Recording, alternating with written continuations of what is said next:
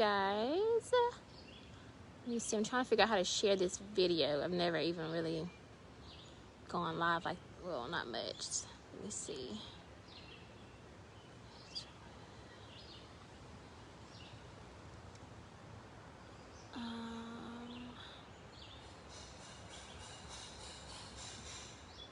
And sorry in advance if you hear all this noise. So mom's getting some work done on her house, so I don't know. How do you share it?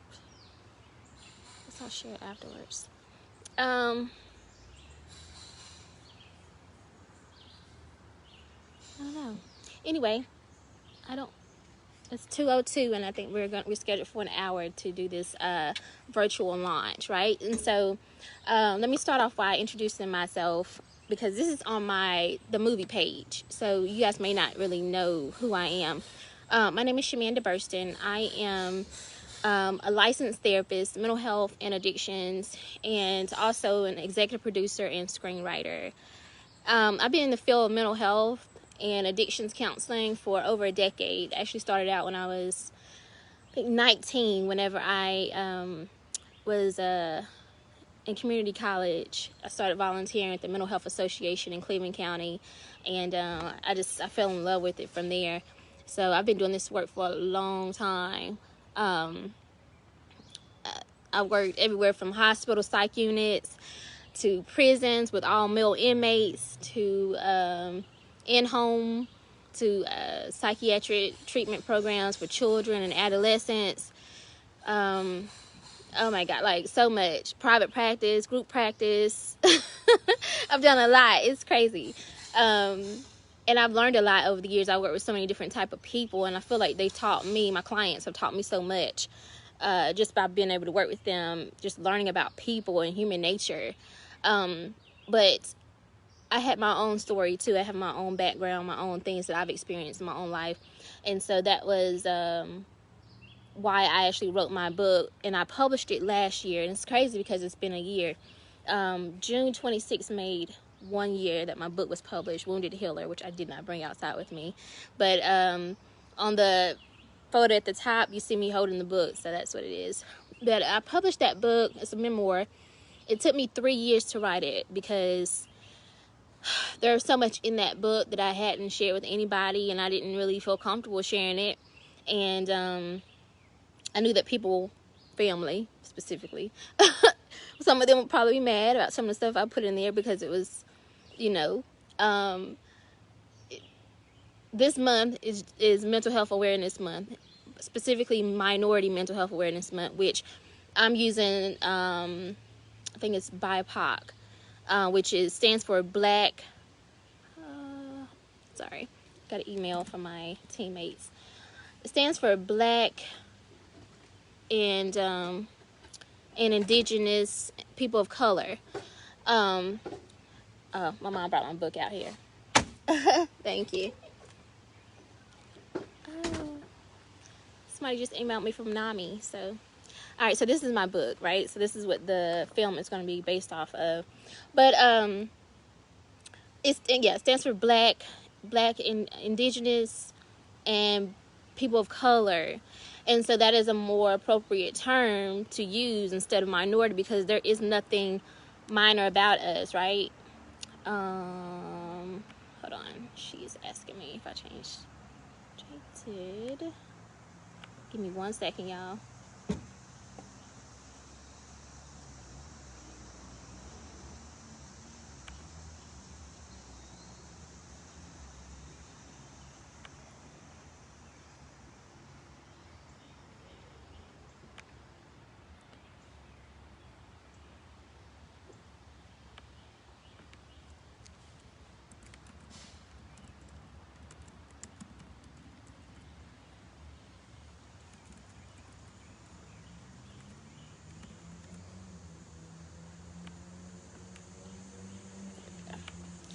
All right, so what was I saying?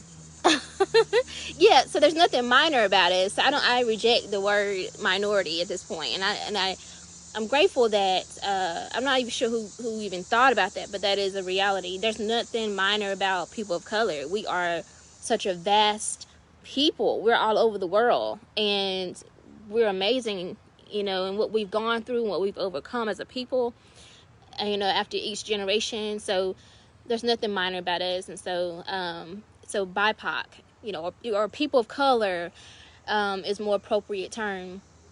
But this month is specifically focused on addressing mental illnesses, addressing mental health and challenges that specifically affect people of color. And, some of those things would be racism and discrimination, which we're really seeing now. The police profiling, mass incarceration, right? There's so many black men in prison. And, I saw that.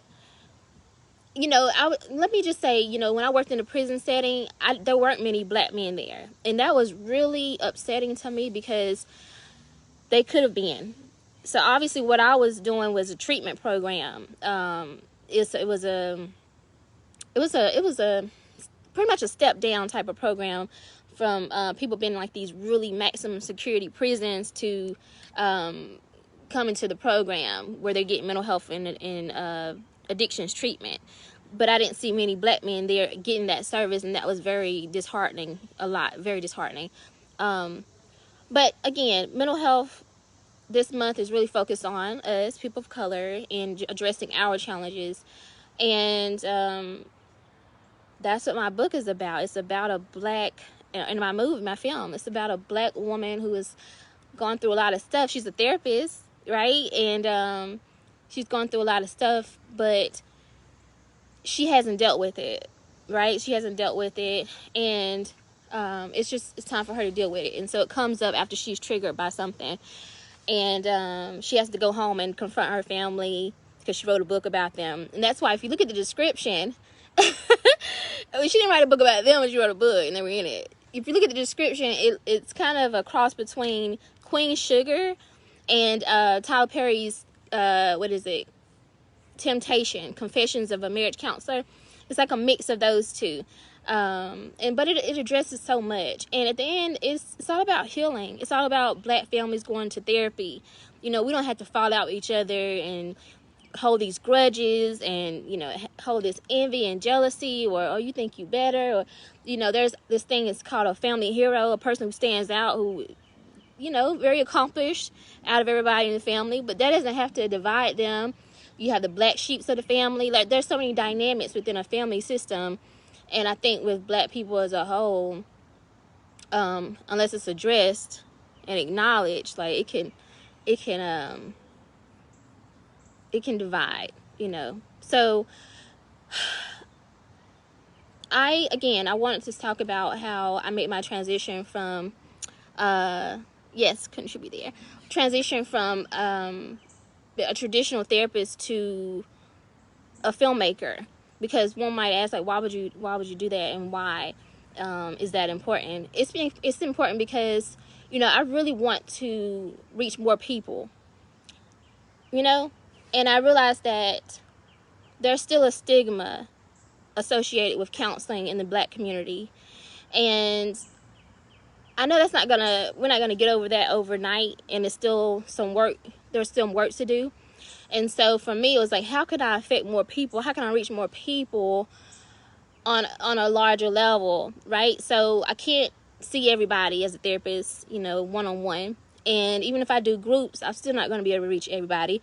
So I thought, I really like to write and create. And so I created, I've been writing a lot of scripts, and I'm working on a TV show right now. And so everything that I'm creating through my production company is really focused on mental health and healing and forgiveness, and specifically addresses the black community and people of color. So there's Latinos, Asians, there's so many different people of color in the scripts that I'm writing. So there's more representation. And if you look at Hollywood, we're not represented. There's like a handful of us that are in all the movies, and that's not okay. There's so much talent. And so it's important for people like me that may not even be in Hollywood or entertainment traditionally, right, to come in and change the narrative. And so that's why I'm doing what I'm doing. Now, if someone might ask, why would you choose to crowdfund That's a good question, because I'm gonna be honest, I don't like asking people for stuff. You know what I'm saying? And then there's this stereotype that black people ain't gonna support you. And if you depend on black people, they're not gonna come through. And I want to dispel that narrative. I feel and I know that we can come together and support each other's projects and support each other, whatever we choose to do. We can do that. We can change the narrative. It doesn't have to be true. Not if we don't want it to be, right? And so when it comes to Hollywood and films and things of that sort, you have to wait for them to pick you. You have to wait for them to say, hey, I like your movie, I like your script, and yes, we want to produce it, before it'll be financed and put on the screen, big screen. But if you go the crowdfunding route, what I'm doing, we are able to build an audience. And so everybody who's able to see the project and read the project and watch the video, you're part of the audience. You know about the film, and then you share it with your family and your friends. And so you're building an audience. So it's not just about funding it. It's about building that audience. So, but at the end of the day, I cannot bring this project to life without your contributions. And I know that we think, and I don't want to minimize this at all, that, you know, let me just share her link, or you know, anybody's. Let me just share their link. Let me just like it, right? Or something like that. That's not enough right now. Like, really, we're going through so much right now, y'all, as a people. We're going through so much. We need the support. We need some tangible, hands-on support. And that's why even though you didn't see me out protesting, and probably won't, because I have autoimmune disease, Crohn's disease, I can't be out like that. I understand the protesting, because it's something that you're tangibly doing, like feet on the ground, like you're out in the streets, you're making something happen, and that makes a difference. Like, you have to basically what we call put your money behind your mouth, or whatever you call it. Put your money where your mouth is. I think that's what it's called. Like, literally, if you truly support someone, can you not sacrifice what you spend $10 on? Because that's the lowest contribution incentive here. Some chips and a burger or something like that to help increase mental health awareness and promote counseling and therapy in the black community for black men and black women and black children. Can we not sacrifice that for one day? Because that's what we spend our money on, you know, stuff like that, right? $10 is, like I said, is the lowest incentive, the smallest, and that right there would make such a difference. If, let's say, if 10 people, 50 people, 500 people, because I have almost 5,000 followers on Facebook alone. If only 500 people out of that would like exceed the goal. We're only asking for $24,500. That's the goal to produce this film. But just think how far your $10, your $25, your $50 could go, and just know that once you see this film come to life, that you help make an impact. Like, just knowing that when you see this come to life, because you know, if you know me, and if you haven't been following me for long, just look down my timeline.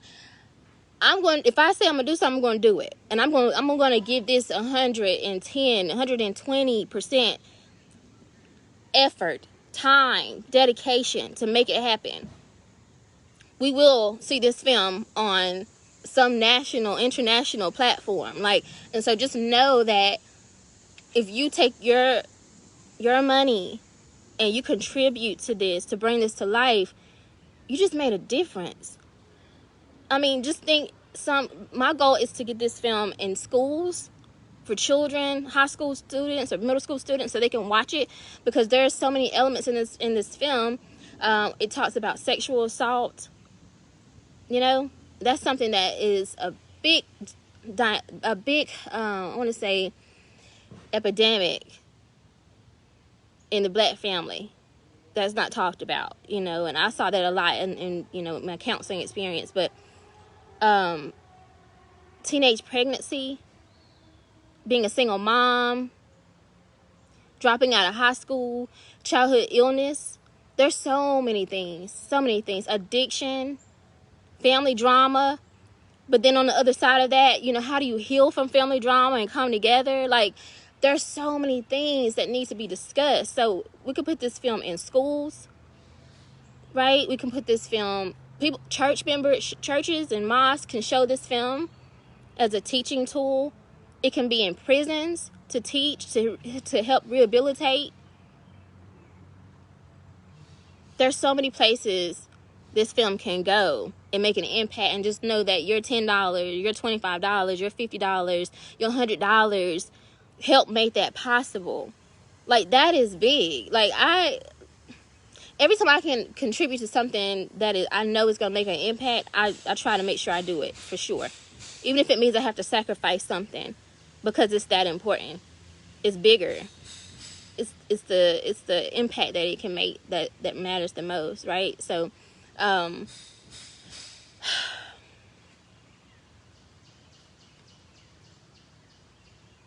why now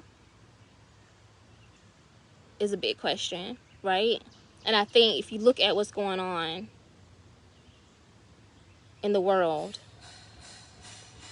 and you just think about this year as a whole, this has been probably the most chaotic and stressful year. I know if you like me, I went into 2020 like, yeah, this is gonna be my year. I'm about to do this, I'm doing that, and then we get hit with the pandemic, and we got shut in our houses for 3 months, and most people were experiencing, and still are experiencing, anxiety, depression.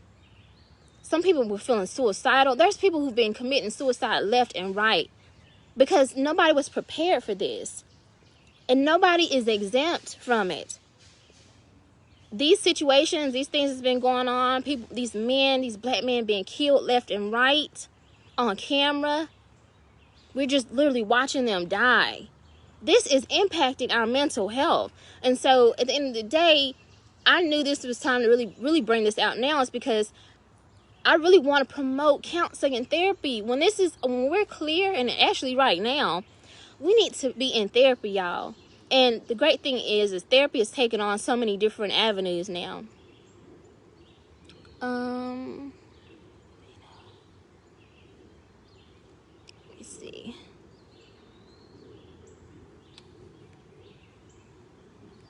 Sorry.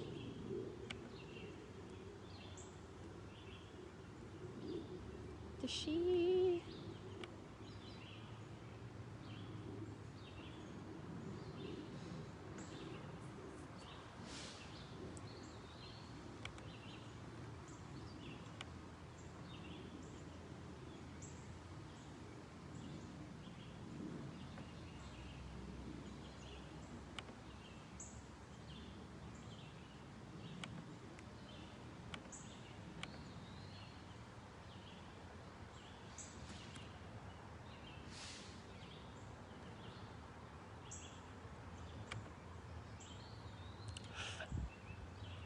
Okay, I think I'm not sure if she has this. Sorry, I'm working with my team member, and I can't respond on my phone. I don't know how to do that, and I think I'll cut my phone off if I do. My live, sorry.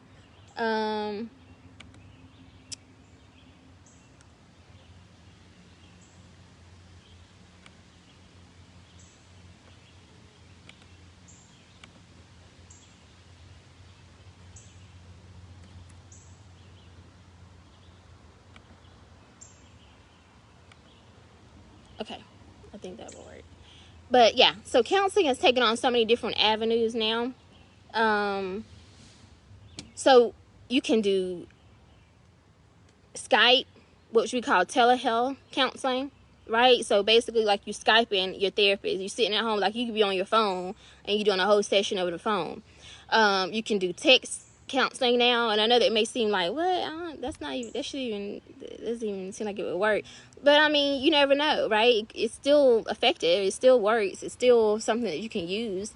And then, of course, there's in-home therapy, where people who may not feel comfortable coming to an office setting, they can have a therapist come into their home and do it. And obviously with COVID, it looks a little different now. But I'm just saying, there is no more excuses for not being in therapy anymore, because there's so many different routes, and there's so many different types of therapy. And that's another thing I wanted to talk to you guys about. It's called cinema therapy, right?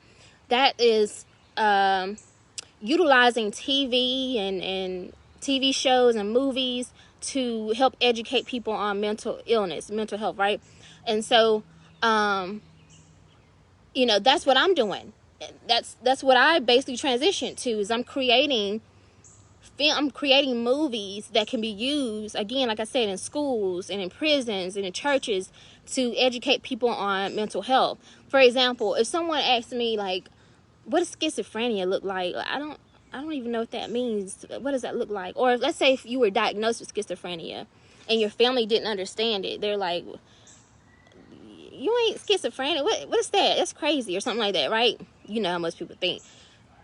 We could show a movie of a character that plays that role, who has that diagnosis, and then that would help them get a better understanding what that looks like in real life. And so that's why it's important for cinema therapy, because it's an educational tool that helps destigmatize mental illness. Because if you see somebody that has this diagnosis, it gives you okay, good.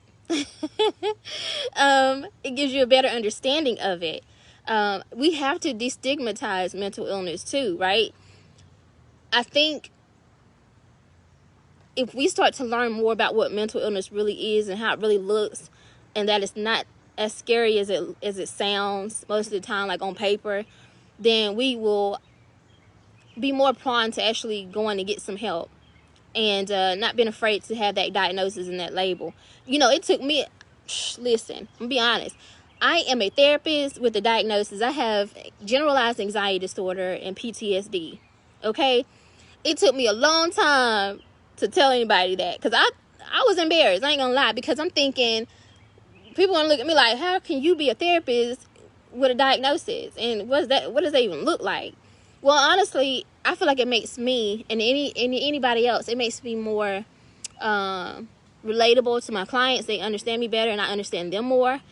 I'm not sitting across to them and they're telling me about these symptoms and I can't really understand. All I know is what I read on my textbook while I was in grad school. That's not the reality for me. Like, I understand when they say they were having a panic attack, or they were feeling they had these racing thoughts and they weren't able to sleep at night, and they have these recurring dreams about something that happened in their childhood, or PTSD can come from having a car accident. Just think about one of the criteria for PTSD is hypervigilance. So if you had a car accident and every time you get close to a car you like this, that's part of PTSD. That's one of those things. And so it doesn't have to be this severe, not like crazy thing that happened to you. It could be something simple as having a car accident, which happens every day.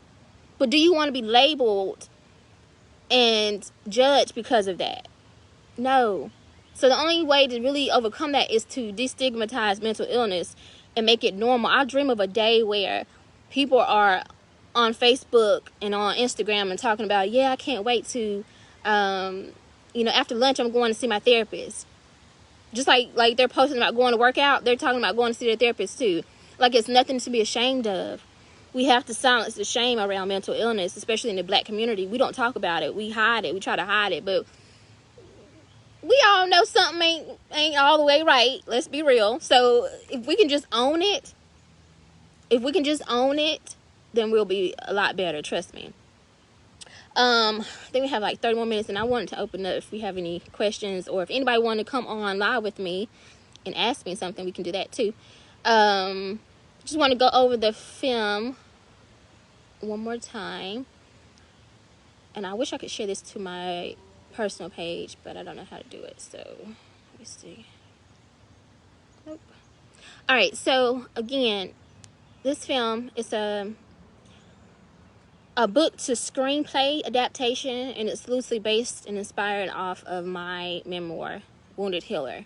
And it's about a therapist who is dealing with her own mental illness and has to go through her own healing process. And I think it's very humbling. It really is, because it kind of lets you see that everybody has something going on. Everybody. If you think about celebrities now, which I'm so proud of them, they're coming out and talking about their mental illness. Some of your most popular celebrities, right, are talking about, hey, you know, I battle with depression, or I've had suicidal thoughts, or I have anxiety. And you're like, what? I know for me, some of them shock me because you see them on stage and they're really doing it up. But anxiety, it looks different for everybody. It really does. So this film, like I said, will bring visibility to mental health and in the Black community, and promote counseling and therapy, because it's something that we absolutely need. And it's just time, y'all. We got to break these generational curses. There's so many things that's been passed down from family, from generation to generation. We got to break these generational curses, and it really starts with us. It starts with this generation. It starts with this generation. So the best way to support this project is to contribute to it. I know a lot of people like to share, and I appreciate that. But in order to create a film, honestly, you have to have money. And at the end of the day, like I said, we do not want to have to wait for some Hollywood studio to say, hey, yeah, we want to, we like your project and we want to pick it up. Like, no. If you know me, you know I love Nipsey Hussle. I love him because he was all about, you know, independence. Do it yourself. Like, make it happen yourself. Because independence don't mean by yourself. It just means without, like, calling on these people that's, like, up here, like the executives and studios and stuff like that. Like, own your masters. Own your content. Because if you own your content, you can own the narrative and own the story. I am tired of seeing these black thugs on movies and stuff. Like, that's not who we are. There's black doctors, black lawyers, black therapists, pastors. Like, there's so many good black people in the world, and so all these stories don't have to be about, like, black dudes from the hood. Like, that's not who we are. That doesn't represent the whole of us, right? And so as more people of color start to come into this field and produce more content, then we can create our own stories and our own narratives so that our children have something powerful and positive to look at and watch and see themselves and see everything they can be. So it's so important on so many different levels to create these type of projects and these type of films. So let's see.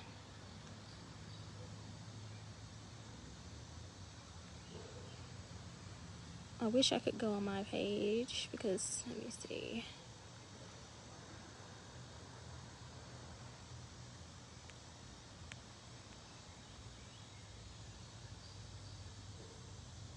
I don't know how to do it. Anyway, any questions or anything like that? I did a live yesterday with Crystal Jordan from Rolling Out Magazine, and we talked about mental health, and we also talked about affirmations. And affirmations are so powerful. They really are. I use them a lot in my therapy with my clients. Positive self-talk. You know, speaking positivity over your life, over your projects, over anything that you're trying to do, and truly believe in it. That's so important and so powerful. You know, one of the affirmations from earlier this week was basically about, you know, believing that others will support you. And I had to really pull on that one. I'm not even gonna lie. I had to pull on that one because, again, I hope and I believe that we can change this narrative that black people don't support each other. Like, I know that we do, and we can. When we really want to, we can come together and do something powerful. And also, you know, of course, we're still talking about Breonna Taylor, this black woman who was killed in her home, and it's like nothing's been done with her. So at the end of the day, we have to learn to support black women too. And I think this is a great opportunity. Here I am as a black woman, and I'm doing something positive that will impact us as a whole, as a community. And so it's important. Today is Blackout Tuesday. And there's two different definitions of that going around I almost didn't launch today because I was like, oh no.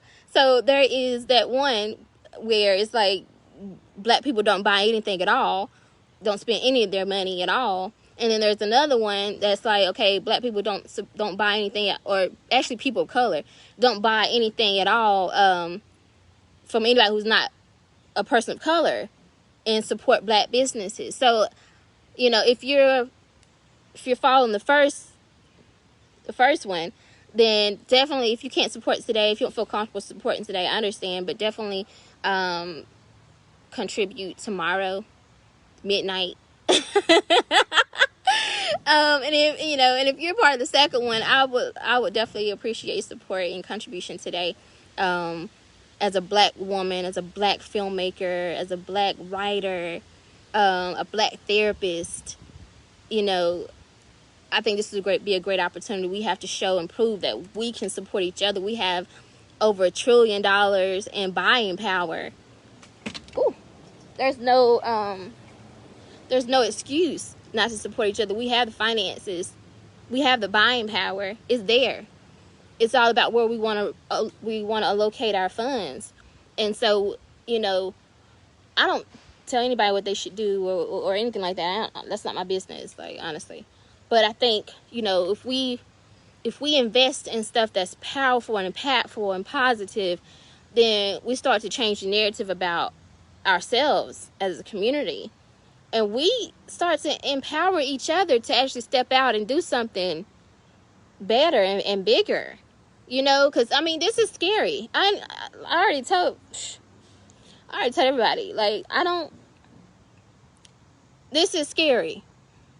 But I believe that this is bigger than me at the end of the day. This is bigger than me. It's all about making an impact and reaching millions of people so they can heal and start working on mental health. That's what it's about. So, you know, even if you don't know me as a person, if you don't know, you know, anything about me, then support the cause, support the project and what it's about and what it stands for. So, let's see.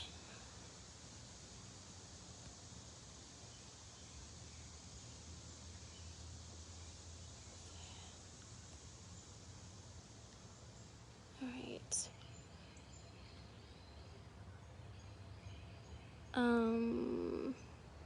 Yeah. All right. So yeah, I think that was it. I'm excited about it. I really am, because I looking forward right into the future. I'm thinking about what I needed to see growing up as a young girl.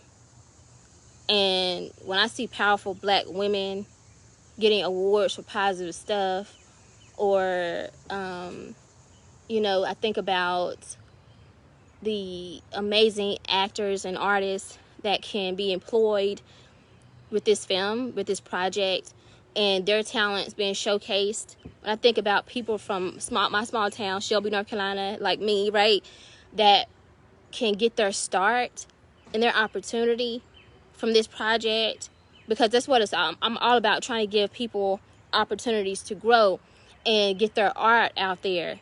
That's what it's about. So, you know, thinking on the other side of all this, when this campaign is over and we're able to produce this film, this project, how many lives will be impacted, from the people who watch it, the finished product, to the people who are in it, who are casted, who are the camera crew, the people who will provide the food. Like, there's so many people who'll be able to benefit from this project, and that's exciting. So it's a walk of faith, stepping out on faith, asking for your support, asking for you to contribute and join in on this. And there's one incentive, I think it's for $85. Your name will be in the credits. So just think about that. Like, I believe God, and I know that this is going to be so impactful that we will be sitting on TV. I mean, we'll be sitting at home and looking at TV and see our names in the credit, especially people from Shelby. Think about it. you can sit in beside your child and be like, you see our name right there? Like, that is so amazing to me. And that's what's keeping me pushing forward with this, because I could have stopped at the book. You know what I mean? But God gave me a bigger purpose and a bigger vision for this. So I just ask for your support and your contribution. I appreciate you guys sharing it, but I really would love, and we need you guys to contribute to the campaign. Again, the lowest one is $10. If you can make that sacrifice, and just think about the impact that you're making with that sacrifice, literally. And you're supporting a Black woman, a single mom, right? Like, there's so many positives to it. I'm grateful, and I thank God in advance for everything he's going to do with this film. And I promise you, I'm going to put, I'm grateful because over the last 6 months or so, maybe less, I have met so many producers from OWN TV, from BET, Lifetime, like, and they're just waiting. They want to, with independent films, you have to produce them. You have to fund it and produce it yourself. But the opportunity is there. HBO, Netflix, the opportunity is there. It's all about us coming together and saying, hey, this is something worth making, something worth creating. And when they see that there's an audience for it via your contributions, and that we're able to actually produce this, then we'll get the networks. I'm not even worried about that. God already said, don't worry about that. It's all about us coming together to produce something powerful and impactful and positive. And all it takes is your contribution, literally. Even if it's $10, $25, $50, whatever you can afford, you can help bring this project to life and save some kids, save some people, change some lives. Take a moment and read the description of this film, so you and make a decision. So I'm excited. I really am.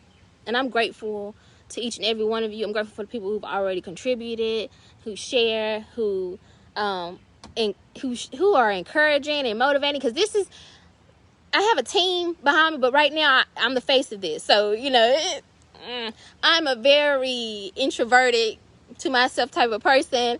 So this is really me stepping out on faith. But when God give you a you ain't got no choice. You have to move on it. And that's what I'm doing. But I humbly ask for all your prayers. But I ask that you guys please take a moment and be willing to support and contribute to this. Let's bring this to life. The goal is to film to shoot some scenes in Shelby and in Charlotte. Of course, maybe in Atlanta as well.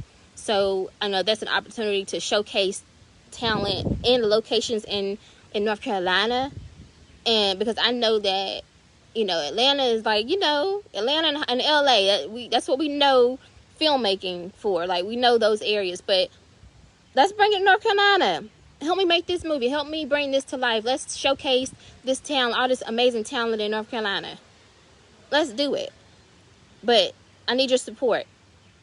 I can't do this alone. Seriously. And again, I thank you in advance. I'm going to be going live soon again, probably the end of this week. So if you guys have any questions about mental illness or mental health, feel free to ask me, and I will. And if anybody wants to go live with me and do a question and answer, or make a comment or anything like that, we can do that as well. Open to that. I'm a licensed therapist, so I'm used to doing that. All right, guys. So I look forward to your contributions and your support and your prayers. And I will see you later this week.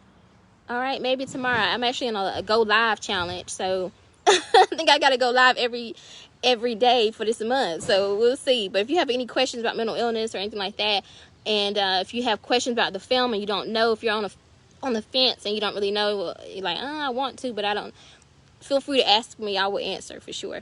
Again, special shout out to those who've already contributed. you have literally, again, I can't think of what this, put your money where your mouth is. I think that's what it's called. You know, we have to support each other. Seriously, y'all. All right, so I will see you next time. Thank you so much.